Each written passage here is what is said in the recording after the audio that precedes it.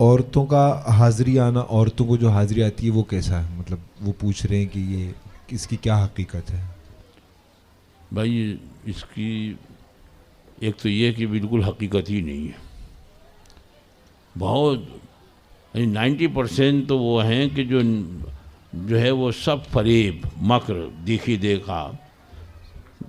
جب کوئی بات ہوتی ہے نا، جب خاص طور سے بہوؤں کو یاد ہے کہ وہ ساس سے کوئی ٹینشن ہے یا شوہر سے کوئی بات منوانی ہے تو ان کو وہ حاضری آتی ہے معاذ اللہ، اور بزرگوں کا نام لیتے ہیں. ارے یہ بزرگ جنہوں نے زندگی بھر جو ہے وہ پردے کا حکم دیا، اور اب وہ عورتوں پر سوارش ہوں گے معاذ اللہ. جب سوچنے کی بات ہے، اب سوچو اسے.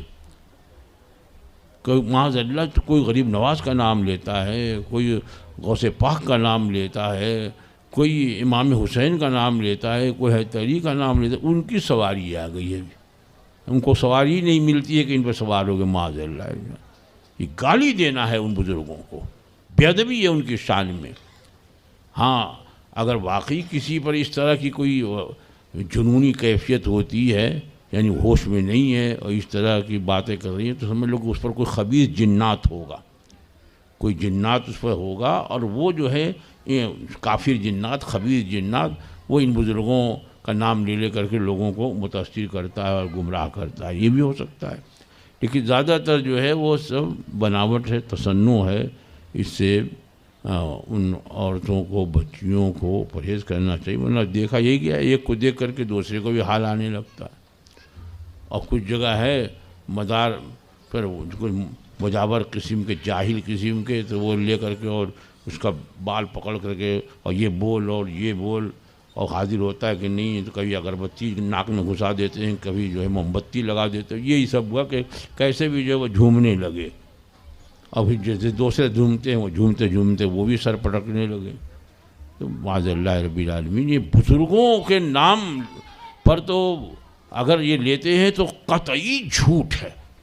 یا تو اگر وہ ہوش واس میں تو نخرے کر رہی ہے، یا اگر واقعی وہ معذور ہے تو اس پر کوئی خبیث سوار ہوگا. خبیث یہ ہے جناتوں میں تو قوت ہوتی ہے کہ کسی پر سوار ہو جاتے ہیں اور اب وہ اس کی آواز میں وہی بولتے ہیں. ایسا بھی ہوتا ہے. تو اب وہ جھوٹ بولتے ہیں. یہ کافر خبیث جنات جو ہوتے ہیں وہ جھوٹ بولتے ہیں، آپس میں جھگڑے لگاتے ہیں. کوئی کہے گا بھئی اس پر کرتب فلاں نے کیا، اب ان کا نام لیں گے جو اس کے صحیح رشتہ دار ہوتے ہیں. ان بیچاروں کو خبر بھی نہیں، لیکن کہا نہیں نا، اس نے خود جو حاضری میں اگل دیا ہے کہ فلاں نے کیا. اب لوگ جھگڑا شروع آپس میں. بیٹا بھی اگر اس نام لے لیا اس نے اپنی ساس کا، تو بیٹا بھی ناراض ہو گیا، میری ماں ایسی ہی ہے، اپنی بہو کو چاہتی نہیں ہے، میری بیوی پر ایسا کر دیا. ارے معاذ اللہ، اس کو کیا پتہ ہے؟